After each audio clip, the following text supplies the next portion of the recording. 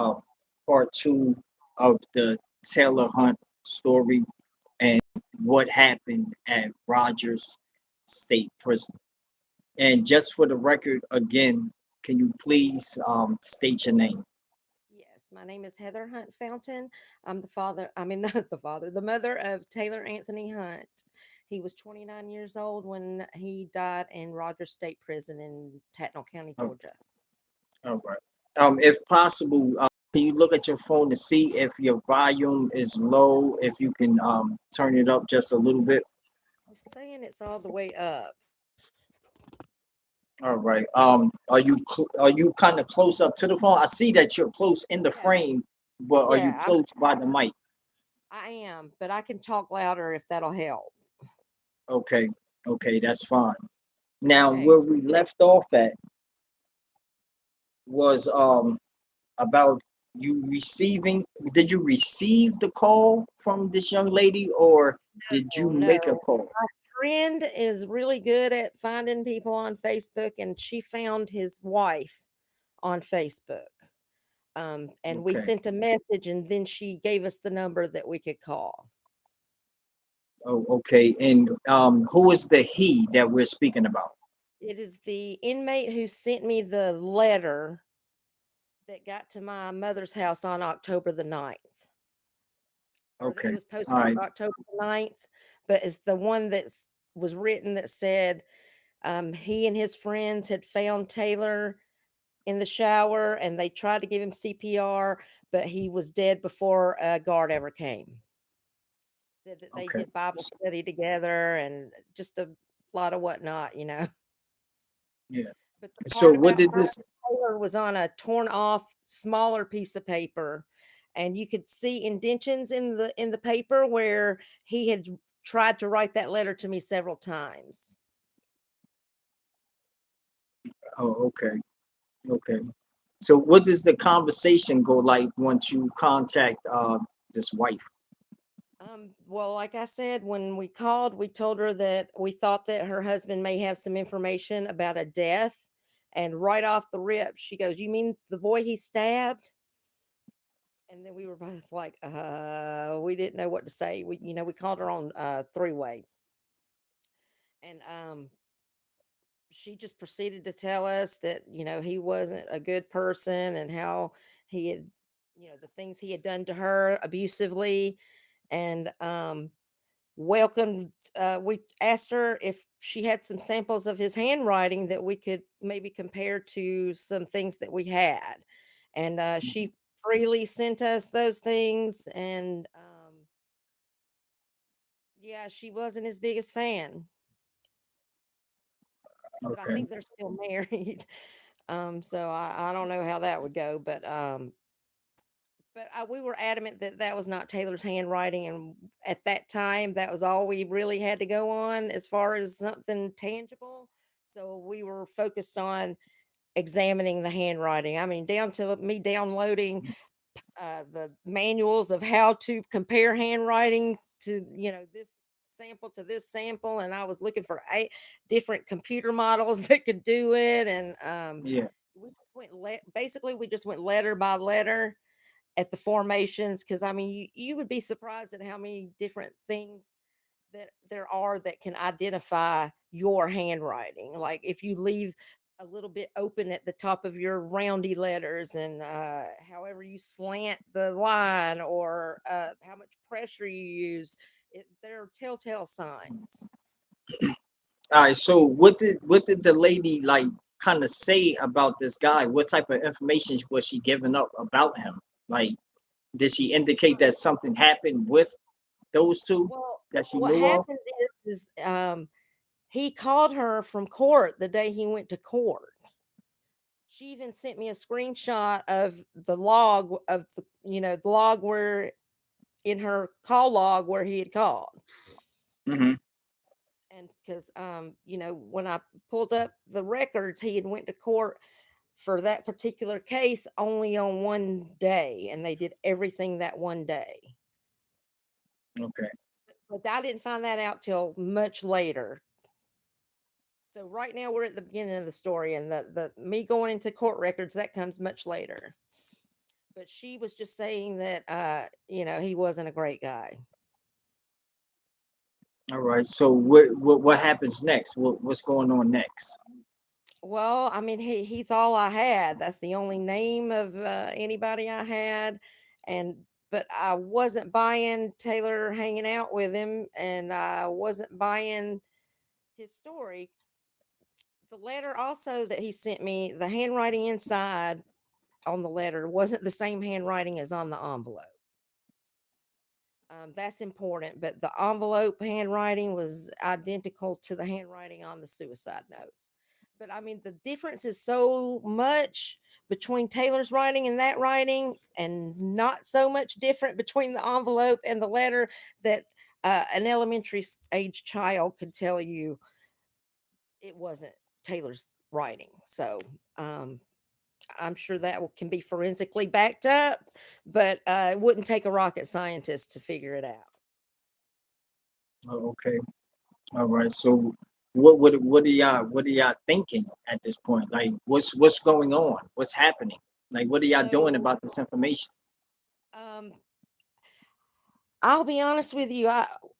I had no experience with the legal system or incarceration or anything like that. I had just was oblivious, and I'm ashamed to say that I was naive as to what the conditions are inside of Georgia's prisons. And you don't know how much I regret not being up on that information, because I was just praying for him safely to get home and just assumed that they were protected while they were in state custody, and I could not have been more wrong. I mean, I was not a member of any, you know, prison support site like Georgia Prisoners Exposed that's been really helpful to me, or They Have No Voice. I didn't know anything about those groups. Um, and now that I am and I'm seeing what's going on, I'm alarmed at why it is not a national story. The what's going on in the Georgia prisons. More than 1,900 people have lost their lives in Georgia's custody since 2020. Think about that number for a minute. I know that my son was only one of those people, but there are almost 2,000 more mothers who have had this same feeling at their hands. So I'm ashamed of myself that I didn't know that that was going on. Um, but I'm going to shine a light on it now. And that's all I can do for him, because I know the person that he was, all he would want is to save somebody else's life. And that would make him happy, to Okay. prevent them All from right. So doing that. what's the next thing? What is your next approach on this situation? What are So y'all finding out?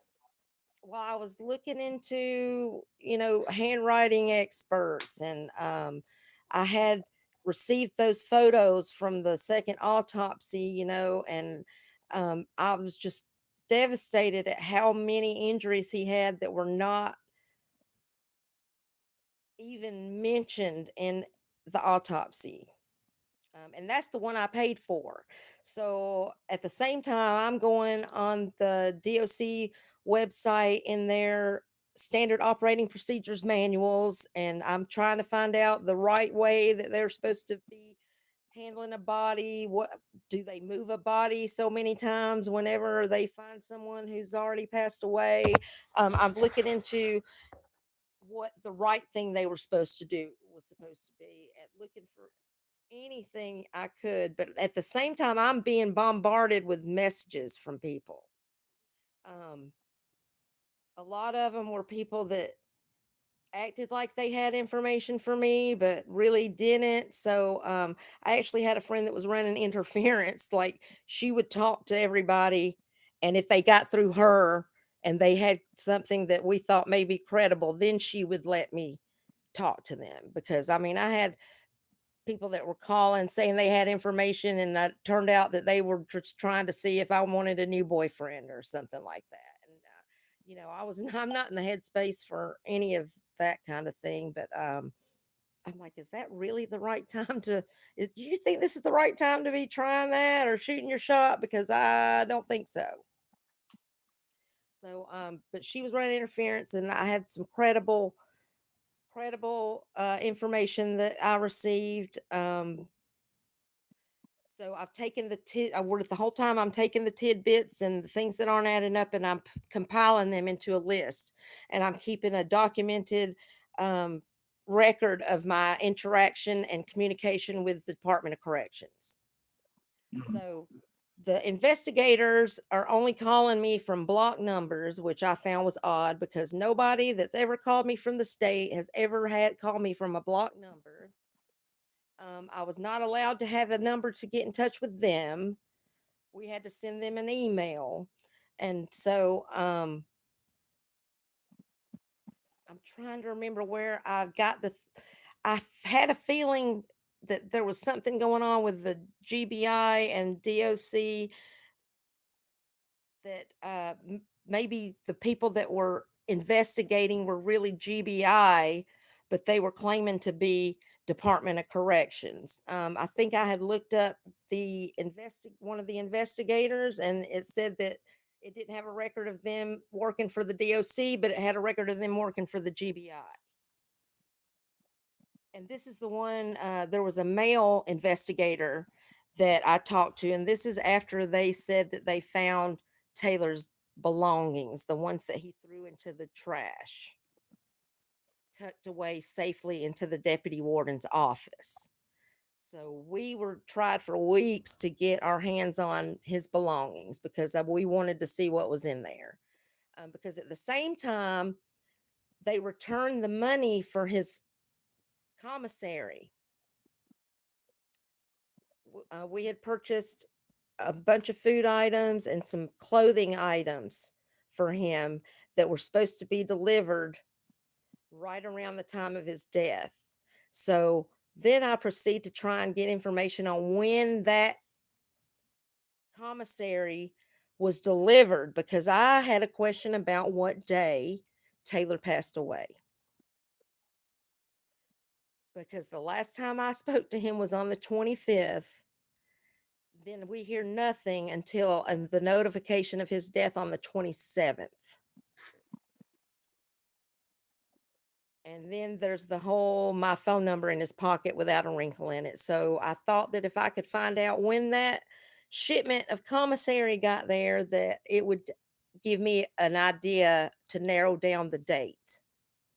Because there was another thing that muddied the waters again about the date is that the two autopsy reports that I got had three different dates on them. And then the Okay. body was missing for 7 days. So, I didn't have a lot of faith in anything that they were telling me. So, but it turns out that the Department of Corrections, in order to, I guess, control more of the funds that come into the Department of Corrections, they handle their own delivery for the commissary. So Mhm. I was not able to get any definitive records on when that was delivered because they controlled that information also. Yeah, that's correct. Now, when you got the second autopsy done, and you said that they have pictures. To what magnitude was these pictures? How many pictures did you get, and what did you get 200 from the pictures? 234 pictures. Two And they hundred were and the thirty-four pictures. and they did not want to give them to me. Because when I finally saw his body at the funeral home, I sent her assistant a text because he had texted me when we were arranging for me to drop the money off and whatnot, all that. So I had his phone number and I texted him that he should be ashamed of himself. I said, I just saw my son's body and y'all should really be ashamed of yourselves. And I said, I want everything. So I called him on the phone at the Gwinnett County Medical Examiner's office and told him that I wanted the notes, I wanted the photos, I wanted everything. And he told me I had to fill out an open records request. I said, I paid you $7,500 in cash. I shouldn't have to fill out an open records request for something I paid for. But I did it anyway. I sent a request to where he told me to send it to, and I said, I want the notes, the photos, whatever. I will be glad to wait for the official report until it is completed. But if you will give me all of the other stuff now, I would appreciate that. That is what I said in my request. They sent me the report and some photos. No notes, nothing like that. So she's probably still got some stuff that she needs to turn over to us. Um, but I'm sure there's probably some stuff in there they don't want us to see because I paid another coroner who owns a ambulance service. I believe I paid him $1,250 to drive Taylor's body from the GBI in Pooler to Hmm. the Gwinnett County Medical Examiner's office so that there would be no contamination of my second autopsy by the Department of Corrections or Tatnall County or the coroner or the anybody. So I paid the Hall County coroner, I believe, his company to transport my son, thinking that I was transporting him to a place that was going to give me something that I'm paying good money for and tell the truth. That is what my thoughts were at the time. So a couple days later, she calls me, and I was in the car with my mom, so I had her on speaker, and she said that there were no signs of any kind of marks on his neck. He just had a bruise on his elbow. But she told me it was common for there to be no evidence of a ligature when someone uses something broad and soft to hang themselves. It sounded fishy to me. And she had made no mention of anything missing. She made no mention of anything being odd. And when I she sent those photos and she sent the report, when I read the report, the first sentence in the report was, as according to Georgia Department of Corrections investigator, can I say their name? Hmm. Curry Ward and Tatnall County Coroner Bradley Anderson, the decedent wrote suicide notes to his family and was seen on video going into the shower with a sheet. And none of those things are true. But I knew at that moment that they had contaminated my autopsy anyway. My question was, is what in the world, why? And so while I'm on the GDOC website looking through all their manuals, I'm in the medical manuals, and at the back of some of the pamphlets and whatnot, they thank the people who were responsible for helping them create those manuals. Hmm. Lo and behold, do I see thank you to the Gwinnett County Medical Examiner. Okay, let me ask you something. With these pictures, you said that you saw something on the document. First page on the document, you see something about no signs of nothing going on around the neck area, and Right. any other type of evidence showing that it was any type of hanging. You know what I'm The saying? I last don't know if I can say that on here, but that's basically what they were saying, correct? and the last sentence of that report said, I don't know what Miss Fountain thought she saw to make her think her son had been Oh, MURD. okay. And I'm Now, like, What did you see to make you say that once you saw him? So when I went to the funeral home, and keep in mind he had already been put back together at that point, basically. But it had been 13, he'd been dead 13 days by the time I Okay. saw him. But when I saw him, he clearly had bruising all over him, his face. Um, he had a broken wrist. It looked like his leg was broken. His nose was broken. Um, he had pooling of blood at the top of his ears, um, puncture wound in his arm.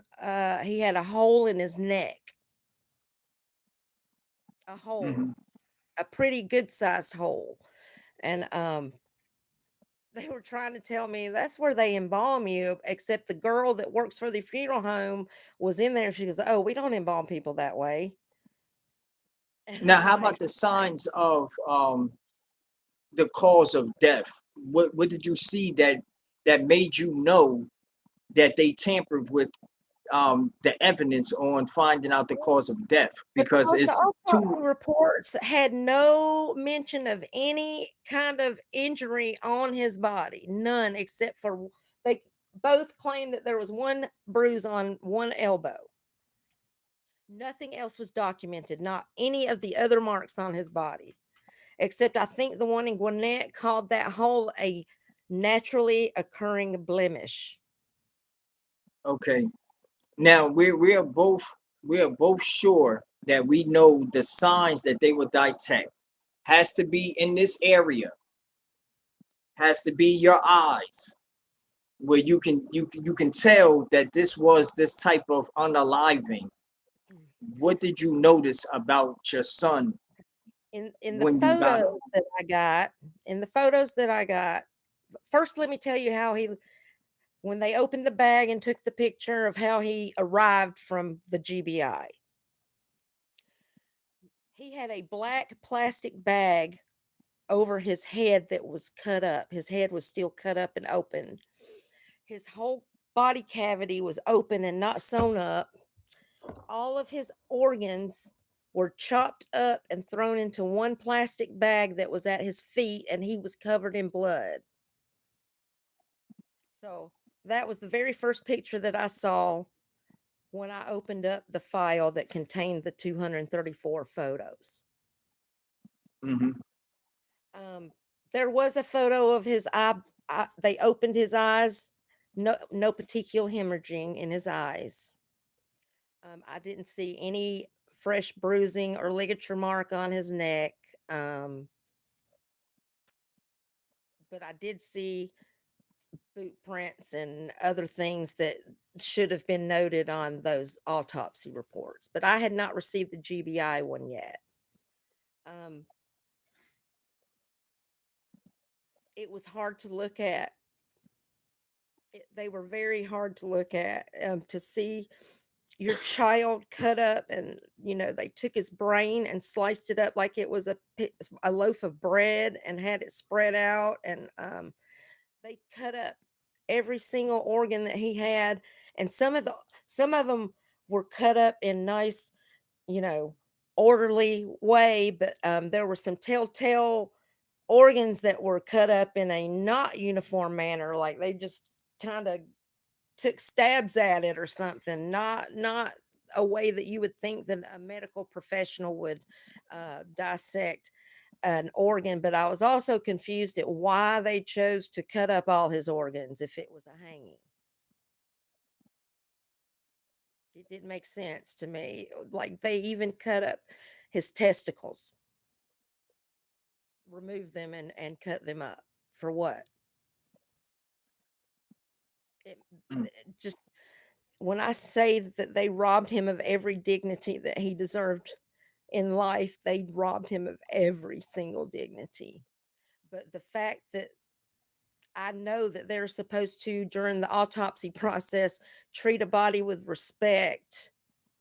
They're supposed to take microscopic samples, and then put everything back the way it was when they found it. And the fact that they had no intention of doing that and felt not bad at all about zipping my son into that bag that way was a slap in the face.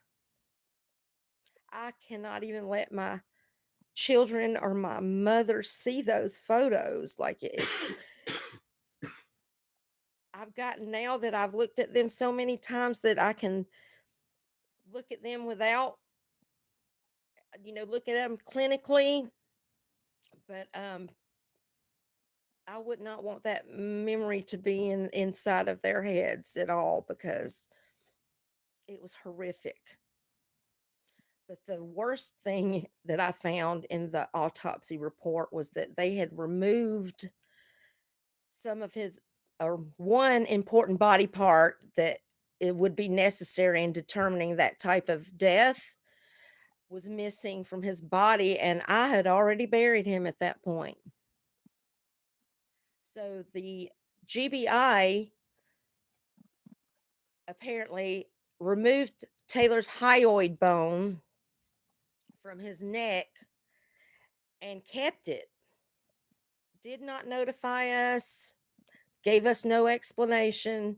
And you got to imagine at this point, I was really pissed because not only did I not want to bury him when I buried him, because I was trying to get another medical examiner from another state. I wanted somebody to look at him before I put him in the ground. Once I Mhm. got that report from Gwinnett, and it was a parrot's um, parents report, they might have GDOC might have well written that theirself. You know what I mean? Um, but was adamant I wanted somebody else to look at him before I put him in the ground.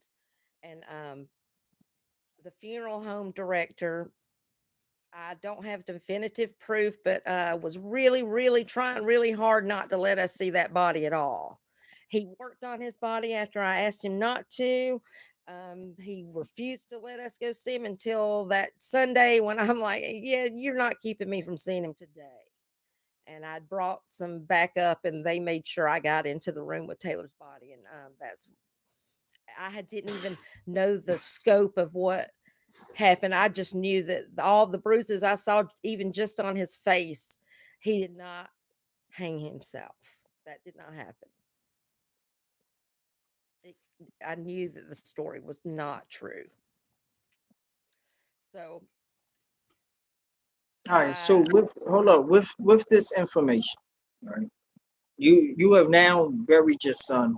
You found out about them taking this bone from out of his body, not even giving it back. They're keeping this to mess up this whole investigation and stuff like that. What are y'all doing next? What are y'all actually doing in those regards? What is your next movement? I called the GBI, and I wanted to know why they did that. So I call, and the boy answers, and I'm like, I need to talk to someone about my son's case because apparently a part of his body was taken out and kept. Are you guys in the habit of keeping people's body parts? And he said, no, ma'am, we don't do things like that. He said, I'm going to go get my supervisor. I'll get her to call you, and I'm sure she'll take care of whatever problem this is. So he goes, puts me on hold, and he comes back, and it's not his supervisor. They made that poor boy, he was probably in his 20s and just answering phones at the GBI. He was very nice, but he came back and had to tell me that yes, in fact, they had kept his What is hyoid that bone. sound that I keep hearing? Are Someone's you recording? someone Huh? coughed. Someone was No, coughing, and I hear a beeping. I heard it last video too. I hear beeping going on while we're talking. Are you recording the screen? no, I don't know what that is then. I keep hearing it and it's from your side. I wonder if it's the beeping from the things outside. It may be. So I got somebody with some equipment outside that I think has that beep beep beep backing up beep beep sound. Is it like that? No, it's not that at all. I don't know It's what it not that is. at all. It's a phone beep and it comes up beep. It's just like a recording, like definitely a recording. sound. So maybe could it be somebody recording my phone that's not me? That would be a negative. It So wouldn't make a sound. It wouldn't make a sound for all of us to hear if somebody's doing it like on the low. That we're wouldn't not be a thing because then you would know that they were doing it. we're not hearing a beep on this side. All right. Yeah, they're hearing it inside the chat as well. So I'm just letting you know Should I because I just heard it last time we were recording. I heard the same well, thing going on. last time I was in the bedroom and this time I'm in the living room, so I'm not sure what it could be. Same phone though, right? Yes, All right. it's a All right. this All right. this Go ahead. Continue on. I'll figure it out. Don't worry about it. I'll figure it out. it's my burner phone. So, um, where was I? Okay? So he comes back and has to tell me that yes, in fact, they did keep the body part. Um, so naive me, who still had the hopes that I would get a true account of what happened to him and the state of his body. I said, well, good, as long as you're keeping it to find out what really happened. Okay. So then they make me, I put in open records request for the autopsy report, and they come back saying that I can't have it because we're not next to kin. And so I cannot get the wife to sign off to, sign anything because she thinks that we're wanting to steal her money, and which she doesn't have any money. sh- I don't know what she's got going on, but she's like thinks that we're advocating to find out what happened to Taylor for a payday. And I'm like, and I've already seen all the Georgia laws. Like, if there ever was anything to come from this monetarily, the way the laws are written, it automatically goes half to the spouse and half to the children. That is not what this is about for my family and myself. Hmm. We just want to know what happened to my son. And I don't care if we get a penny. I want them to admit what they did to my son. So I have to wait another 4 months. They tell me I have to wait another 120 days before I can even submit another request. So I wait that 120 days and I submit the request again, and they make me jump through some more hoops. And finally, I get the autopsy report. So the autopsy report is almost verbatim what it said in the Gwinnett County medical examiner's autopsy report. He has Okay. everything is normal and intact and unremarkable and blah blah blah. But then once it says a body part is normal and intact or and unremarkable, it would use words to describe that body part. So I start Googling whatever description they made of that body part and the body part and hit search on Google, and it would tell me what would cause that body part to have that kind of description. For instance, when I put in the words it used to describe his brain, that is the result of traumatic brain injury.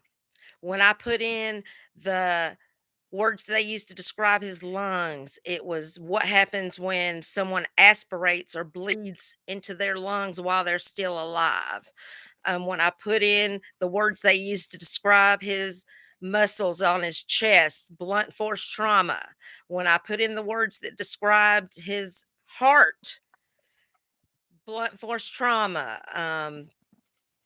They also Something else was odd is they had said that they said what color his bone marrow was. And I asked Google or Chat GPT, I'm like, does telling the color of someone's bone marrow, is that customary on an autopsy? And it said no. of course. But I read that he had a intraosseous catheter in the shin bone when he got to Gwinnett. I mean, to the GBI. Uh-huh. I had to look up what that was, of course, and that was a way of running an IV when a regular IV is unable to be run. So it was curious to me because there was no indication on him or his arms or his wrist or neck, all the other places you would try to run an IV normally before you would resort to that. There was no evidence anyone had even attempted an IV in those areas. And something else I learned about an AED device was because he had the pads from the AED, they said attached to his body, is if they do not attach an AED within what was it, 6 to 12 minutes, there's no point in putting one on someone. Six to And 12 minutes of what? or when their heart stops or whatever, to give the compressions for the CPR compressions Okay. is what an AED device does. And what I did learn is that an AED device, every time it's turned on, it keeps a log of that. It keeps a log of when it was used, when it was turned on, what the readings were, all of that. It is something that is supposed to be, you're supposed to be able to obtain that information from the device. So now at this time we've had so many accounts of what happened to Taylor's body after his death that didn't add up. So, because I had the letter that said that he was dead before a guard ever showed up. So, standard operating procedure says that you're supposed to leave a body where it sits if they're already deceased, and it would be do no good to resuscitate at that time. You're supposed to leave it where it is while you get the crime scene people in or whatever. But on the 911 call, it said that he was in medical getting AED and CPR performed on him. Well, then while we're trying to get his property that they said they found, the male investigator that I was talking to calls me, and we're asking him questions, and I'm sending him evidence that I had, and we didn't record the whole call, but when we did start recording, I do have him on recording saying that he was trying to find out if Taylor was killed by guards, by inmates, or guards and inmates. He made an appointment that day to meet us in a couple days in at the funeral home to look at Taylor's body and to give us his property. Um, And he told me on that same call that he showed up at the prison at 9 p.m. The 911 call was around 5:30 ish. He didn't get to the prison till 9, and he said that Taylor was in the shower. So that was three different movements of a dead body when it should have been where it laid. So my list of inconsistencies was getting longer and longer. It was probably about a page at this point. And Okay. right now it's about 5 to 6 pages. So it's a lot, the story. But I'm shocked that I can have as much information and evidence as I have, and no lawyer in Georgia will touch it. I don't get it. So Taylor's body. It looked like in one of the photos that you could tell that was blood and tissue under his fingernails. They took close-up pictures of it. It was both hands. You can see ligature marks around his wrists. And one thing I know is from the inventory sheet that I got from the funeral home of his intake into the GBI is that Taylor had been wearing white belted pants and white underwear that they disposed of, threw away. And it said flex cuffs were retained. So Hold on, when your I your screen. Okay, your screen had froze up for a second. Okay. okay, so um he had flex cuffs on him when he got to the GBI. Well, that was another source of anger. I was really angry because why would you put flex cuffs on a dead body, or were they on him before he died? When I got the photos, there were abrasions, bloody abrasions around his wrists and ankles, which suggests he was alive while said cuffs were on him, because dead bodies don't bleed. The other disturbing thing about that tissue and blood that I saw under his fingernails is that I did not see anywhere on that sheet that they had retained any of that as evidence. And then the next photo I see of Taylor's hands, he had been completely washed. Did When you next, did you like kind of exercise your right to see if these certain kind of cuffs that you're talking about can bring forth these type of abrasions, or was it a hog tie when they knot and braid up the sheet and then wet it and then hog tie you? Which one would bring that certain type of description of the that bruises that he had? I had not even considered that. Like I said, I'm not as knowledgeable about things in that arena as I should be. Okay. But the wording used in the on the inventory sheet though was flex cuffs. Flex cuffs. I mean, the only people that have those, if I'm wrong, I may be wrong. Are the guards correct? um Flex cuffs. These are the ones that's like zip ties. Yes. um I'm not used to seeing them inside of the prison, right? But in county jails I've saw them. Maybe the medical professional, I don't know if they do that to tote bodies good and stuff like that. I don't know. But to put them on so tight that they will start making abrasions, that's a little different, but it can be. But also, a lot of people have bodies that been bruised in those areas because when they get beat, so they don't have nobody fighting back, not one bit. Inside the chain gang, notorious for hog tying you. They already have them braided up. If somebody that can braid it real good, they wet it up, they coming in there. And they're gonna hog tie you so they can go and tear you on up.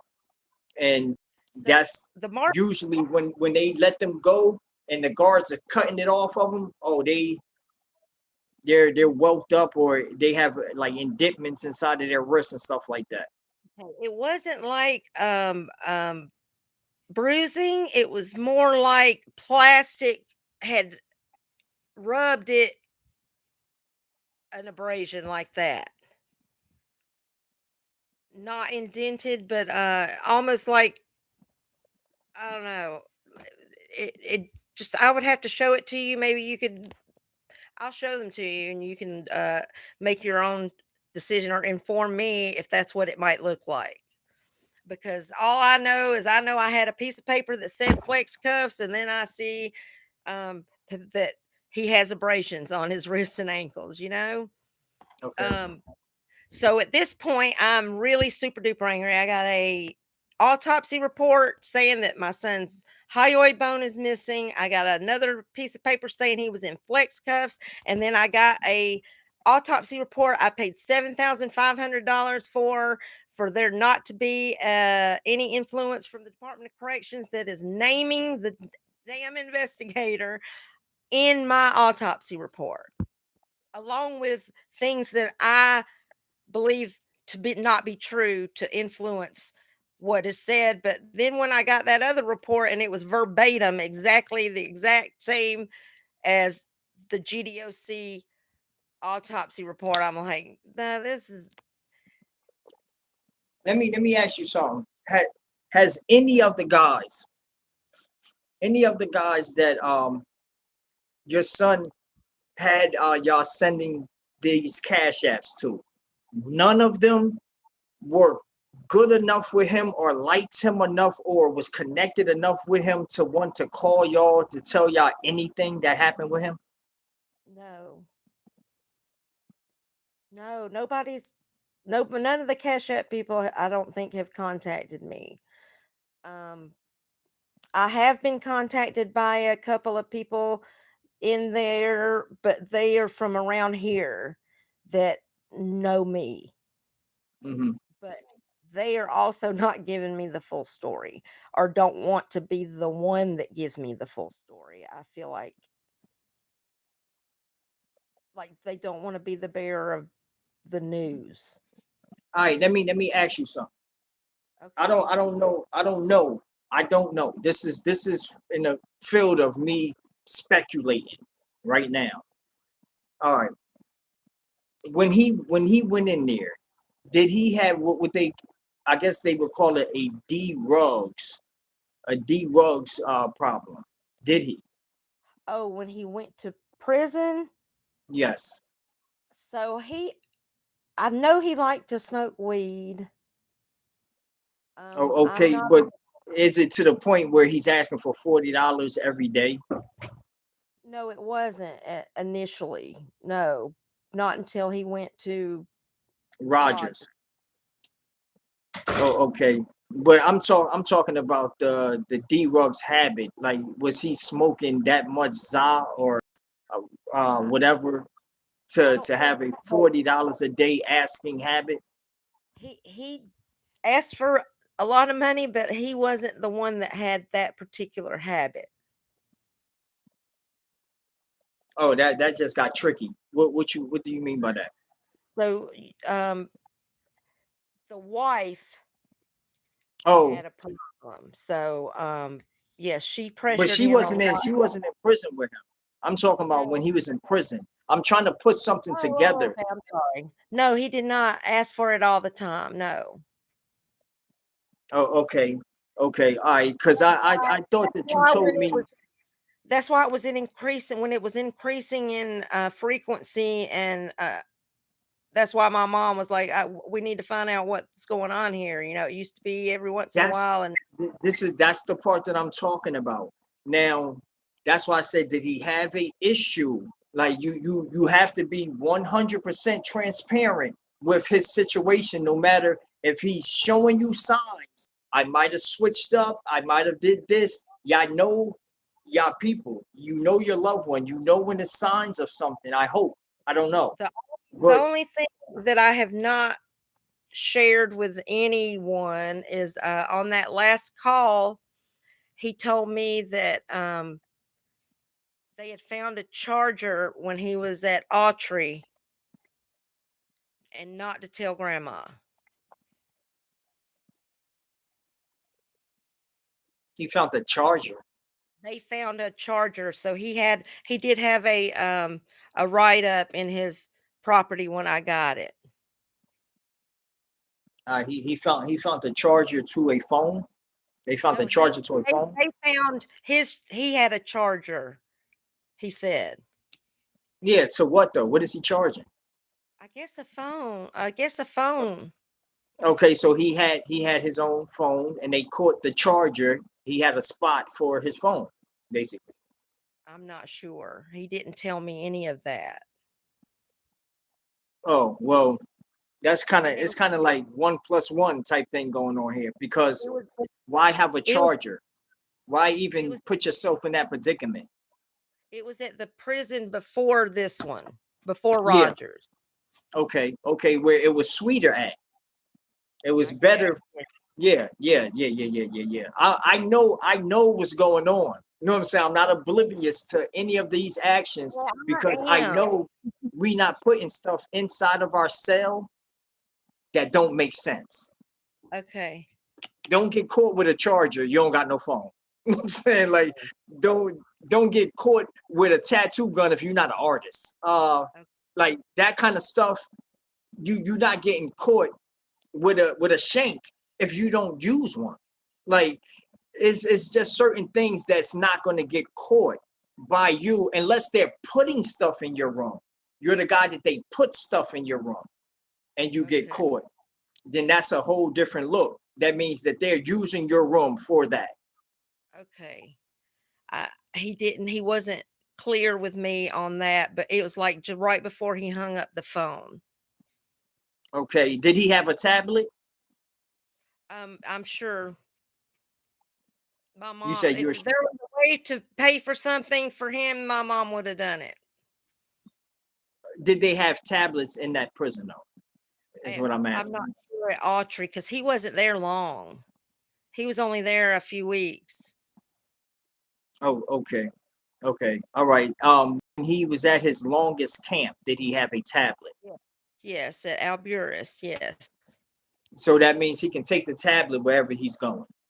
Like that's With him. his. Yeah, that's Okay. his. But getting written up for it, that ain't the thing.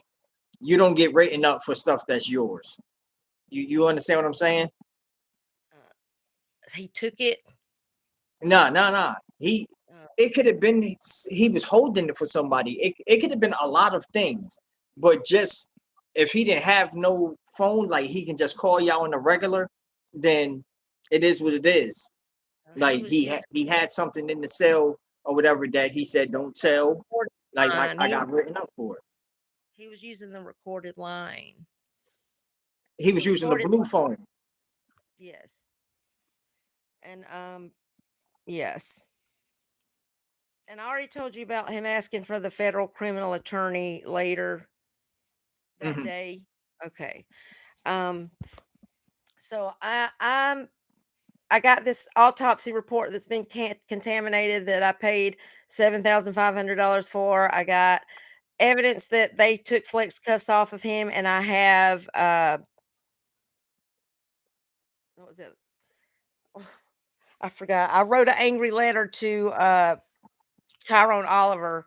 It was flex cuffs, contaminated autopsy report, and oh, I wanted him to take the investigation out of the hands of the OPS, the DOC's internal affairs or whatever. They You were didn't just hear that? oh notification. Those are notifications. I can't hear you at all. There it You goes. can't hear me. Hold on, no. Okay, that was a notification. All right, can you hear me? I can a little bit. I think the speaker came off. The speaker is off, Yes. but I'm saying I can hear you perfectly. You can't hear me though. Not very well. And it's because you just click down your screen, you scroll down your screen while you're I on was trying live. to get rid of the notification. Okay, well we couldn't see it. Like, but I understand. Like, let's see if we can at least stretch 5 more minutes so we can Okay, get a so solid hour. all right, so Like, if you can.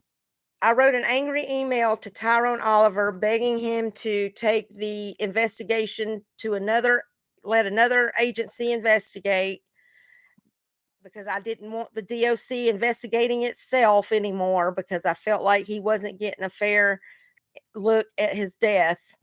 And because I never heard from that male investigator that I had on recording, did never was not the one that brought me his belongings, and I've never heard from him again or seen him. I sent him some emails and I said something to Curry Ward like I've been trying to message the investigator Viejas and he's not responding. She goes, "Oh, he's not on your case anymore. You're going to deal with me now." So Tyrone Oliver does not answer my email. So I wasn't real happy about that because he didn't get back with us the last time either. And when he promised that when he called me and promised he would call me by Friday. But what he did, they gave me that incident report, but it was completely black. So, but they asked me to present at the Georgia Senate meeting on the committee that is was making the decisions on what areas to focus on in the prisons. And on the sites everybody was saying we need to go and talk about what happened or what's going on, what they need to do. So some people were asking for them to work on the parole requirements, that people were not being granted parole, and I went because I wanted to make them make an accountability issue public. I wanted a outside agency to investigate every inmate death. That's what I wanted them to do. And I wanted to somebody to hear Taylor's story. So I end up getting stuck in traffic and I show up and the sign up is over. But a preacher that I knew had the first slot and he let me have his slot. So I began by saying who Taylor was. And my first thing out of my mouth is they kept a part of my son's body and didn't tell me. And Tyrone Oliver got up and left faster than you could snap two fingers out of that meeting. And I talked. I was only supposed to talk for 3 minutes. I think they let me go for about 15. Hmm. Um, and the senator in charge of the committee, said he wanted to meet with me after the meeting was over. So this was early, early in the morning. So we knew that we had some time. So we go to get something to eat. We ordered and we're waiting for our food. And my friend that runs the Georgia Prisoners Exposed Facebook page calls my phone and she's like, "Where are you? Tyrone Oliver's up here lying himself up, lying about you and Taylor. You need to get back up here." So we left the order. I paid for the food. We went back to the Senate office and he looked like a deer in headlights when I walked back into the door. And he thought somebody must have called him and told him that I had gone home. And so he came up there and he was quoting things and misconstruing and stretching some things that were in my email. So I knew he read my email, but he just didn't bother responding to it.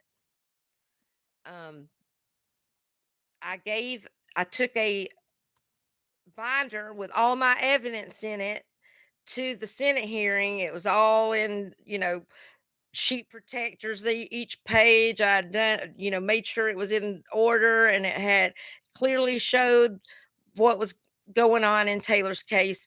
And I gladly gave all that along with a jump drive that had even more evidence that I'd accumulated, and I gave it to the senator, All who right. made it seem like he was really concerned with the case and he was going to look into it and he was going to get to the bottom of it. And crickets.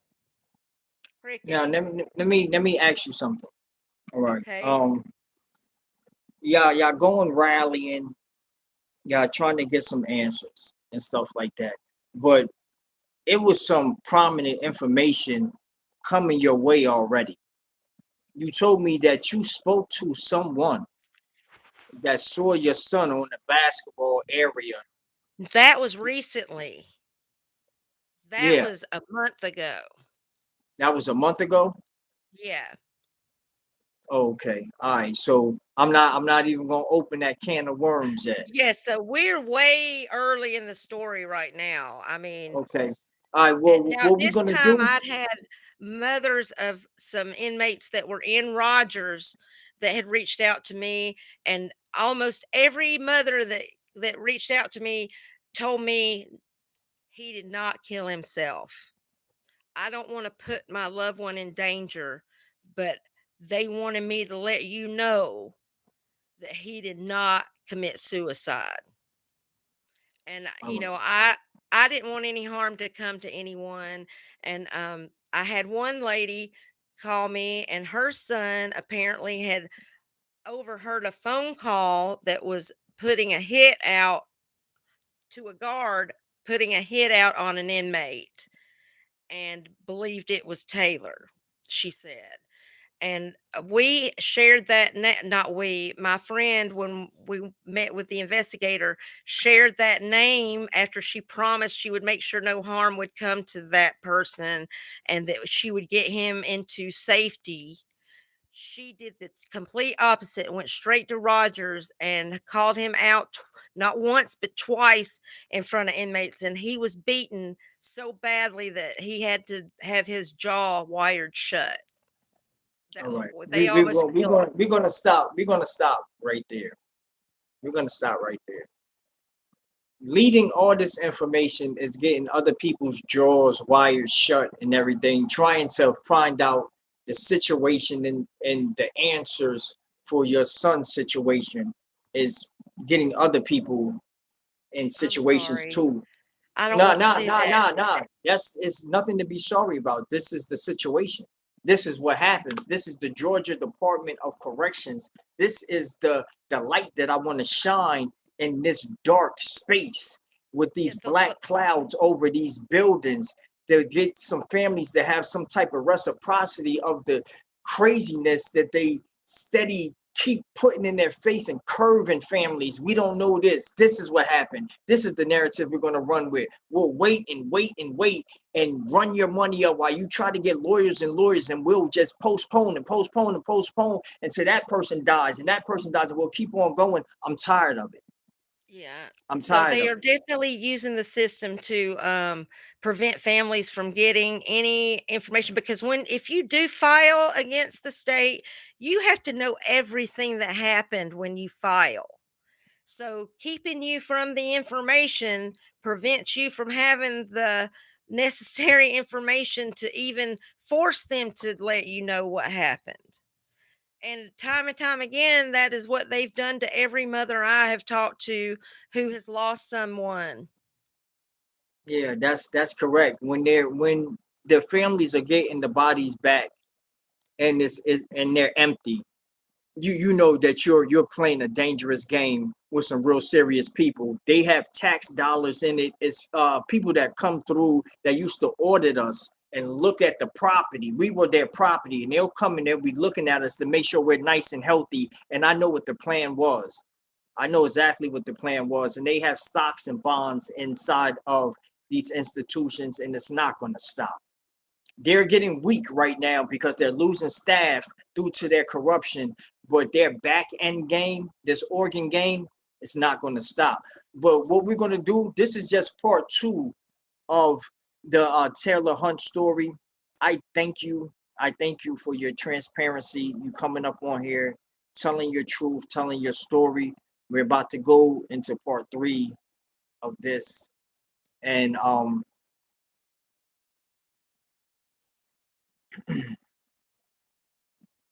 I just want to say that you're uniquely strong for even coming on here and speaking, because the times that I looked down, I saw some things that could have broke many that they've been writing inside of the chat area or this I'm not message looking. area, and it pissed me off so bad. But I haven't been I looking. I I can't. yeah, you're good though. They're gone. Don't worry about Oh, it. okay. I The told you people that's I here, took my glasses off. yeah, I don't the have my people that's glasses on. I here, can't they see it. got your back. Yeah, yeah, yeah. So Don't yeah. don't worry about it. But the last thing I want to do is cause harm to anybody else that's in there. Yeah, I understand. I understand. I understand fully. Don't worry about it.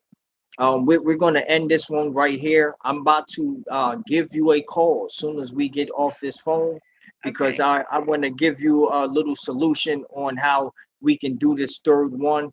So until next time, this is your boy Big Miss from the zoo, and please turn on your post notifications and look out for part 3 of the Taylor Hunt story. Please, y'all. And thank y'all for sitting and listening and understanding that this is a real thing. This is not a game. All right. I'll speak to you in a minute. All right. Thank you. All right.